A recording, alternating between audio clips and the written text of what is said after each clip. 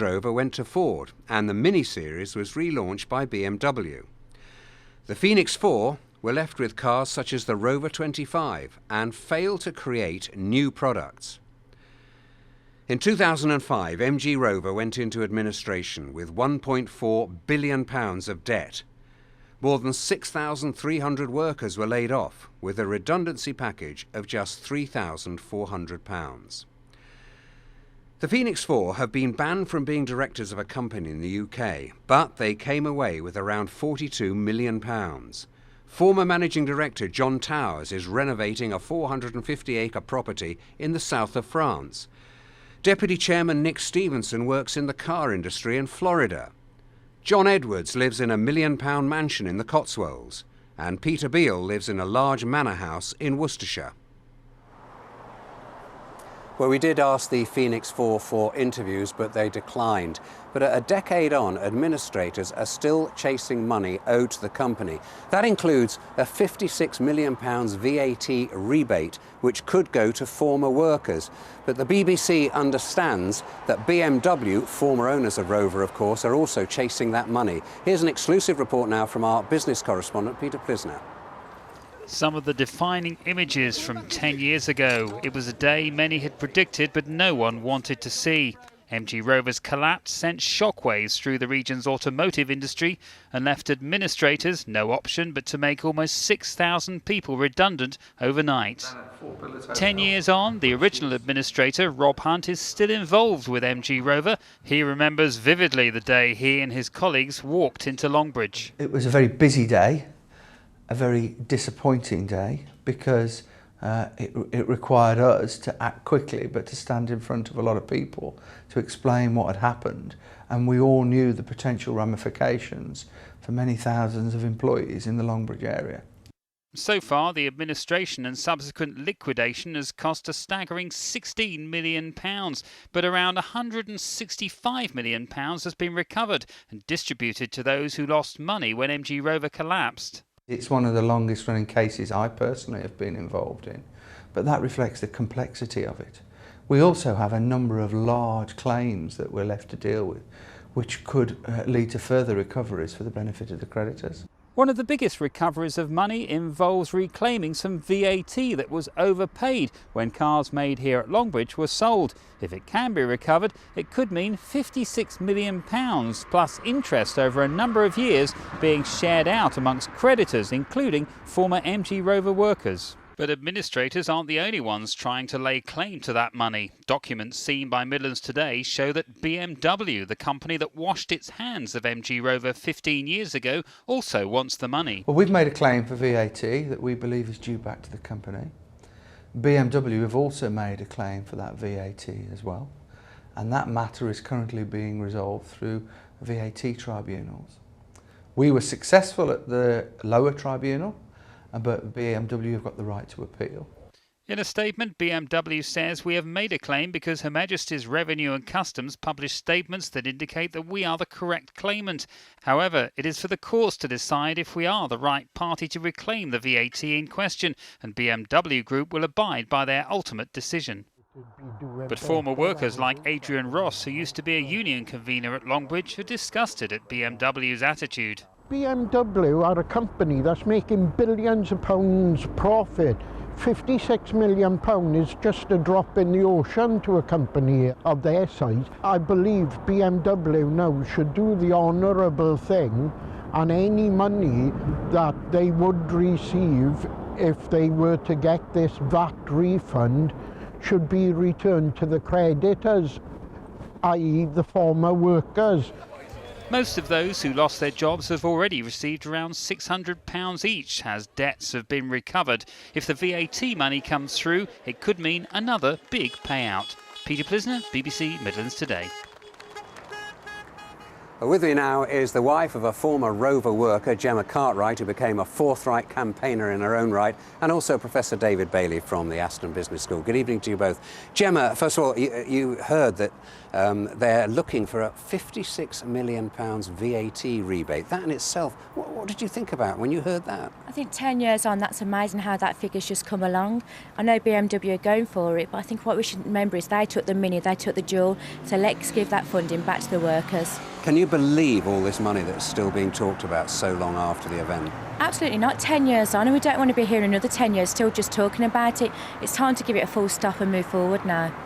What did you think, David, when you heard about all this money that's flying around? I mean, it's cost £16 million, the administration. Well, if the so administrators can get that £56 million back for the creditors, then great, but don't hold your breath. It's 10 years on.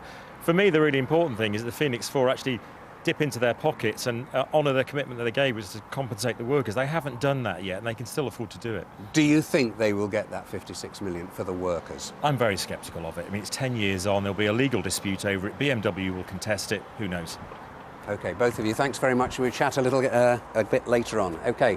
Now, what about the thousands of families who are affected because they felt their world had collapsed around them when Longbridge closed? Well, Sarah Falkland has been talking to some of them.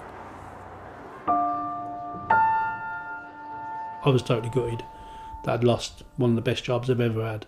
And Eloise could probably feel that coming from me. It was a sad day. What happened at Rover is now a distant memory for Eloise Palmerfield, but it's something her dad can never forget. It had a massive impact really, because obviously I lost my job. I couldn't afford to pay for my house. So eventually our house got very possessed.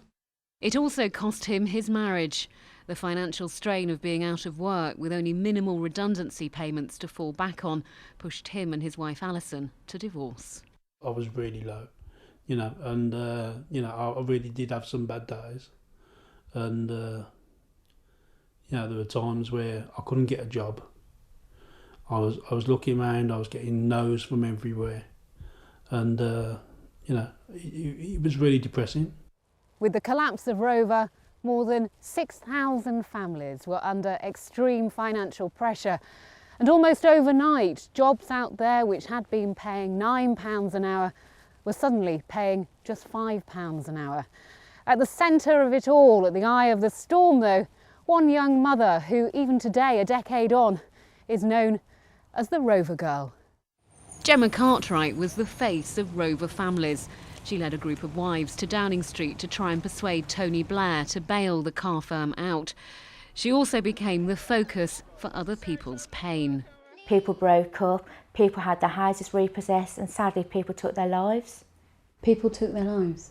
Yeah, we was contacted by families that people felt they couldn't carry on anymore. They'd lost their family, they'd lost their, their norm, and they just couldn't cope with it anymore. And sadly, that's how it happened in our community. She now lives in the shadow of what's left of the old car factory. Since losing his job there, her husband Andy has been made redundant no less than 9 times. Watching Andrew cry and, trying to realise actually that he couldn't support his family. We've been on holiday once in 10 years, but we've also found it financially hard, paying your bills. For some though, the collapse of Rover was the catalyst to a completely different way of life. Instead of clocking on at 8 each morning, Jim Thornwell goes to the pool. For the past decade, he's been working for himself as a plasterer. My attitude to work is completely different.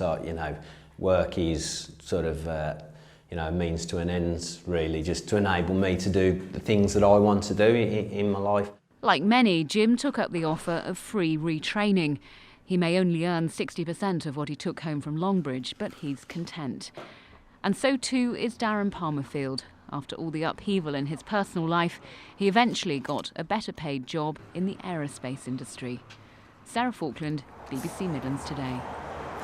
Well, I'm with Gemma and David once more. You went through a lot of pain yourself and you went through pain for others. Would you have played it differently now, Gemma? I would always start, do that protest down to London to raise the area and make sure that the government took us serious and didn't dictate to us. So I'd always do that. The only difference that I would do is actually pin the Phoenix down now. So when they promised the workers to actually make sure they paid out and kept their promise, but I'd still fight for the community as we are 10 years on, still trying. You actually went to Downing Street many a time. Absolutely. When there was an issue in the area and the AWM and the task force and everybody, I was invited to go down to ask my opinions, and many a time I shared and said that isn't working and they had to change it. First name terms with Tony Blair? Absolutely madness. First name terms with him and Alan Johnson, but they actually believed in Longbridge and they believed in our community. And when they asked us, are the training courses working, we was actually able to tell them the truth from the grassroots.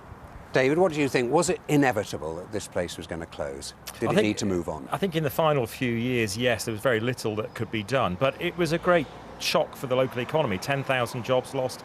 Many workers struggled to get back into work. So the real economic and human pain was really quite profound. And I think one of the lessons from this is that we need to do more to support manufacturing. We are seeing an automotive revival taking place now. That provides good quality, secure employment for many people. Let's value that and let's nurture it. And that was the key lesson from this failure for me. OK, both of you, thanks very much indeed.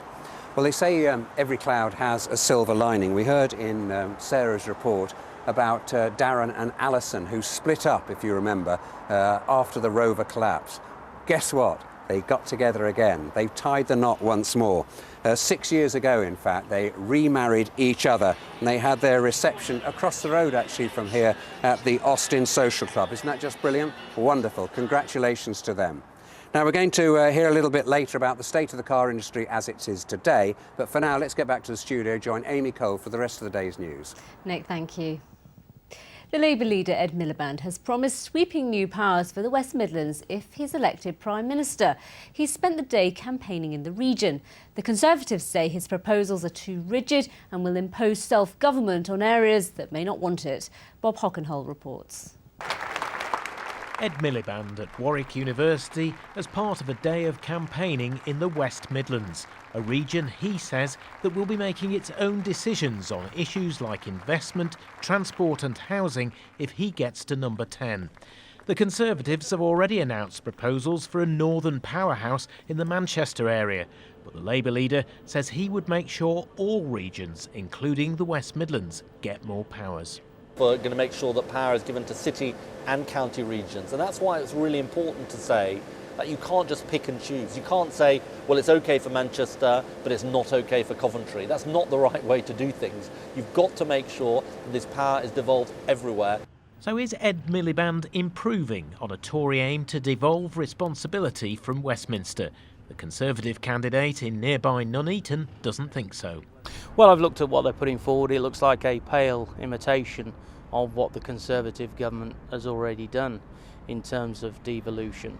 But I would say in this area, I know many people would have concerns about such a prescribed plan as Ed Miliband is putting forward. So it seems both main parties are vying to have the best policies on devolved powers. People I spoke to in Warwick agreed the issue is a potential vote winner.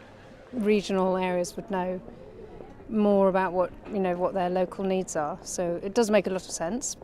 Well, I think people who are in the area know a lot more about the area, the needs of people in the area, than people down in the Westminster bubble, to be honest.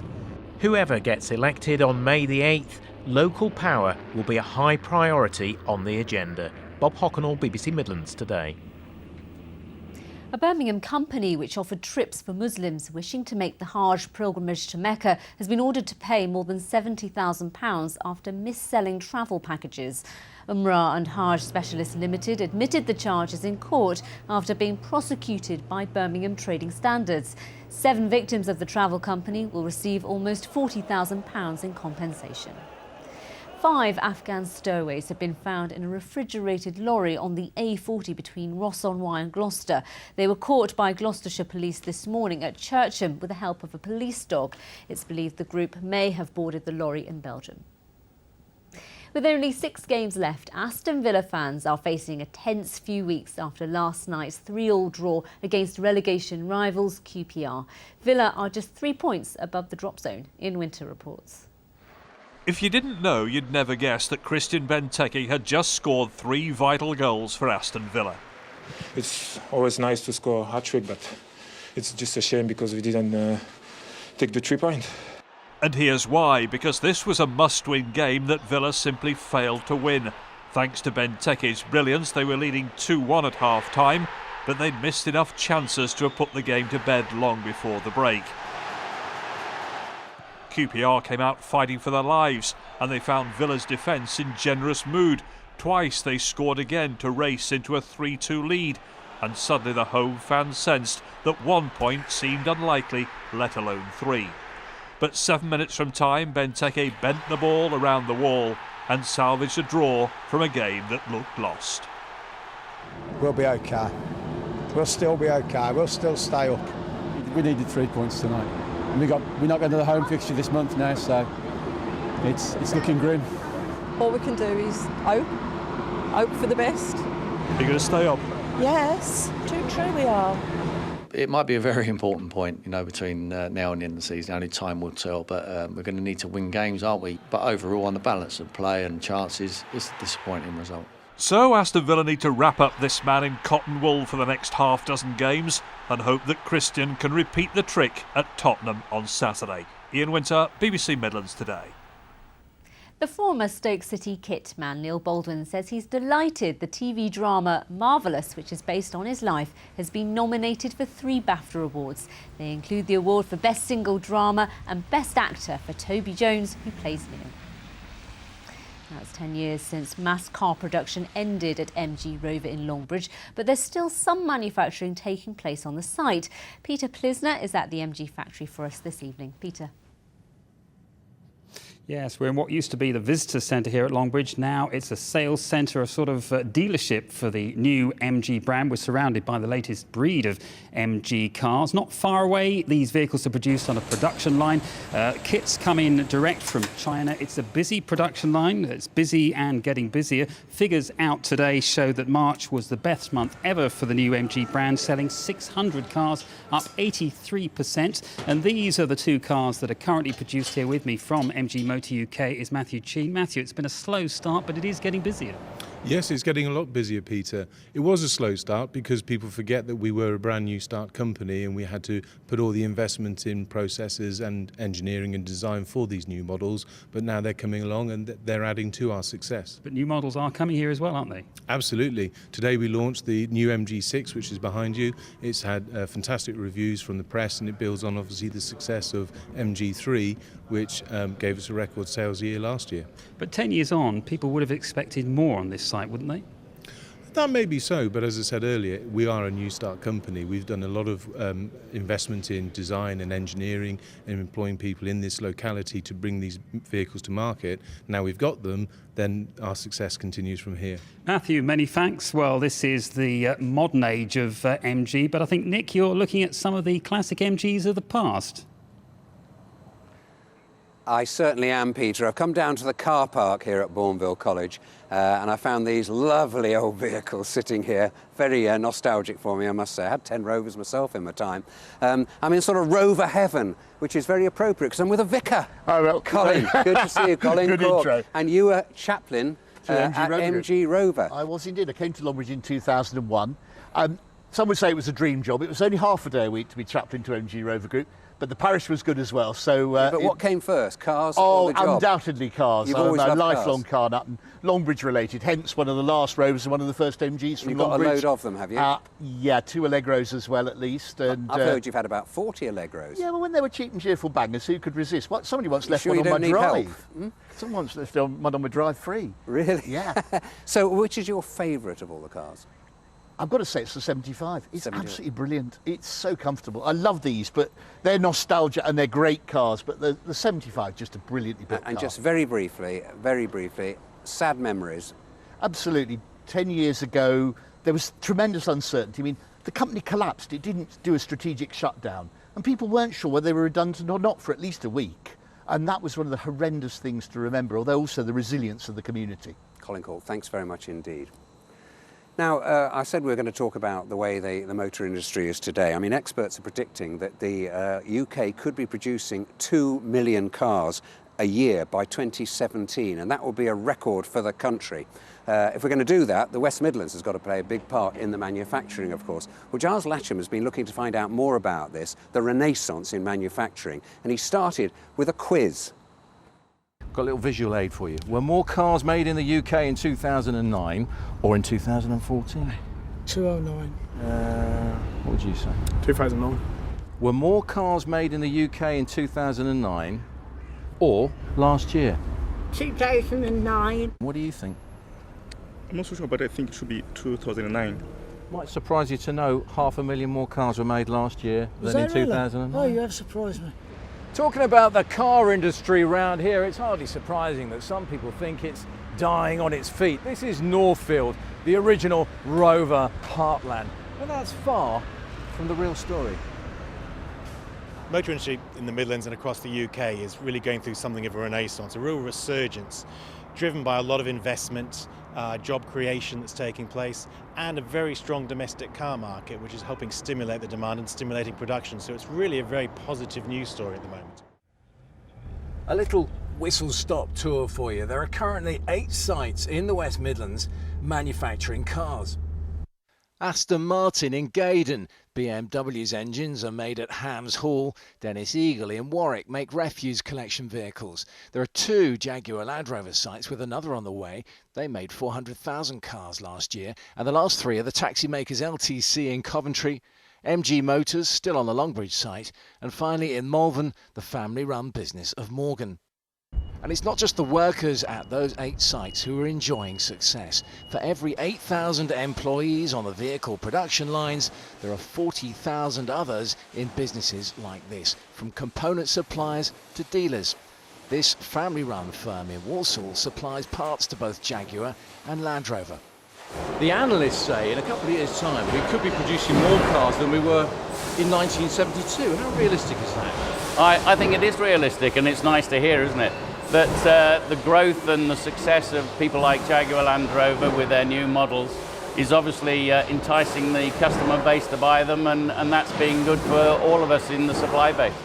There's a certain nostalgia for those distant days of mass production by British firms, a vibrancy, a dynamism even. But today's manufacturers, whoever owns them, enjoy huge investment and a slice of a global market, and that underpins their future.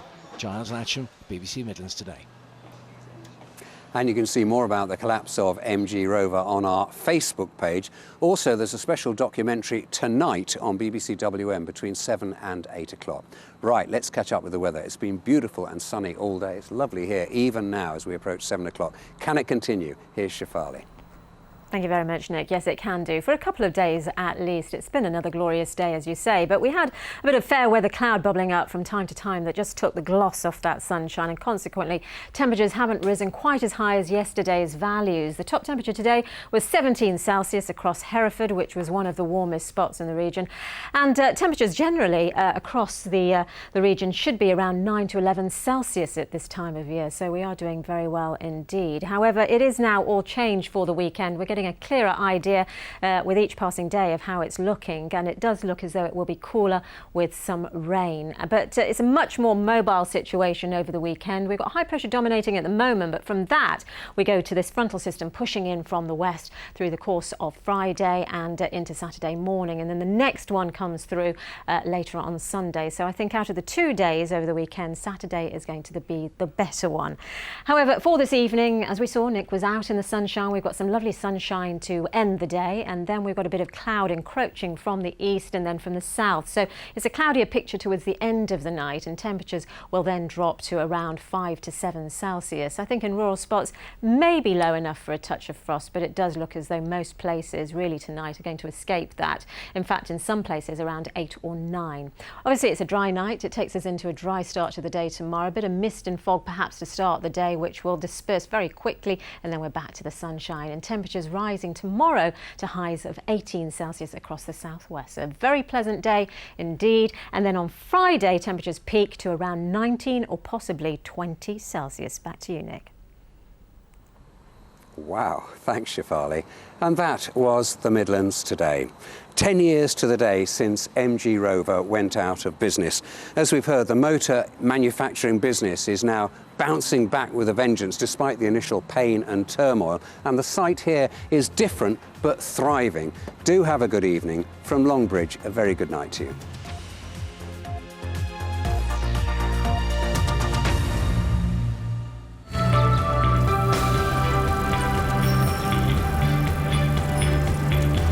This is BBC One.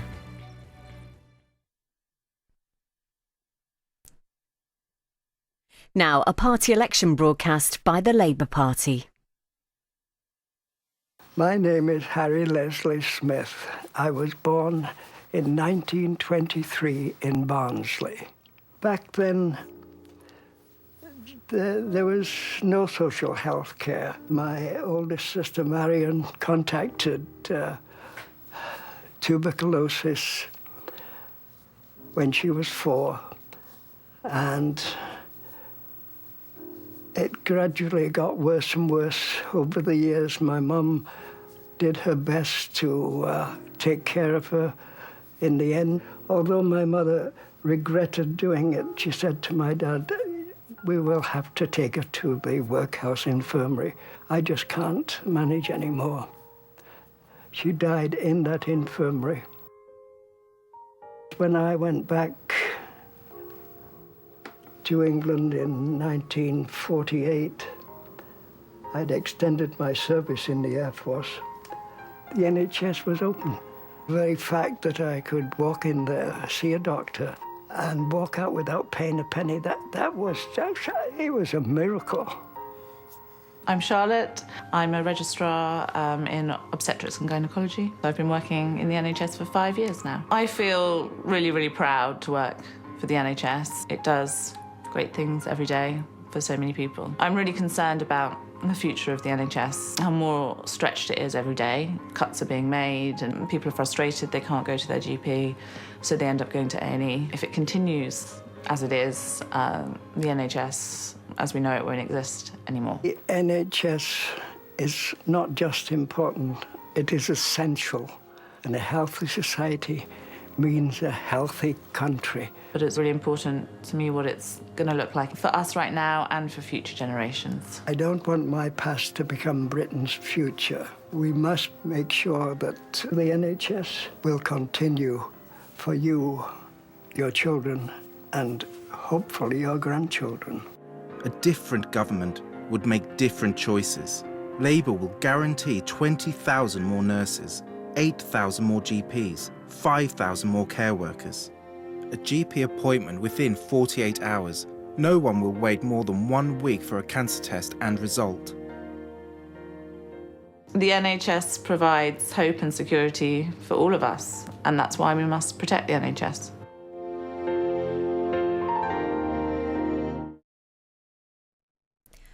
That was a party election broadcast by the Labour Party. All party election broadcasts can be viewed at BBC Online.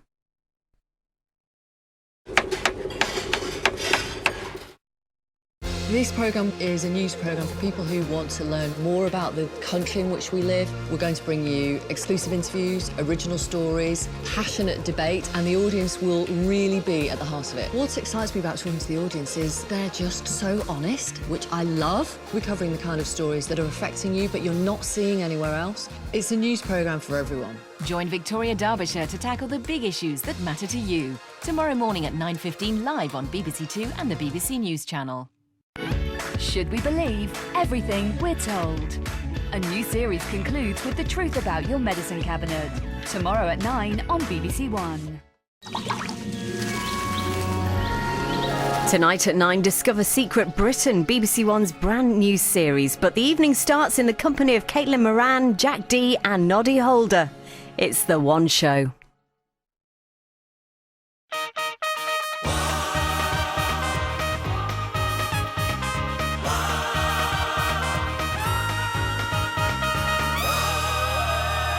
Well, hello and welcome to your Wednesday at One Show with Alex Jones and Matt Baker. Now, tonight we are going to be entertained by the world-class basketball dunkers. They're called the Duncan Devils. Amazing. and later on they will be gaining an extra dunker.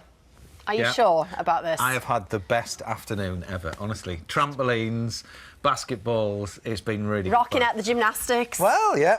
But anyway, I all just right. hope I don't end up with a face or an imprint of a basketball net on my face. It's by right at the end of the show. It's all right. Yeah, it's a good point. It's a good point. Also, we'll meet the horse racing syndicate from a Welsh village who turned a foal living on an allotment into a champion. It's an incredible story, isn't it? What a story. And do have a look at this, because I'm very excited about this. The science of how your dog dries itself in super slow motion. It's very good, and our guests loved it. They're getting in on the act already. Now, here's Noddy Holder, giving his sideburns, well, whole hair, really a good workout.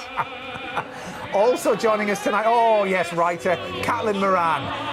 Really having a go there. Finishing, we've got Jack D, getting into the party spirit, as always.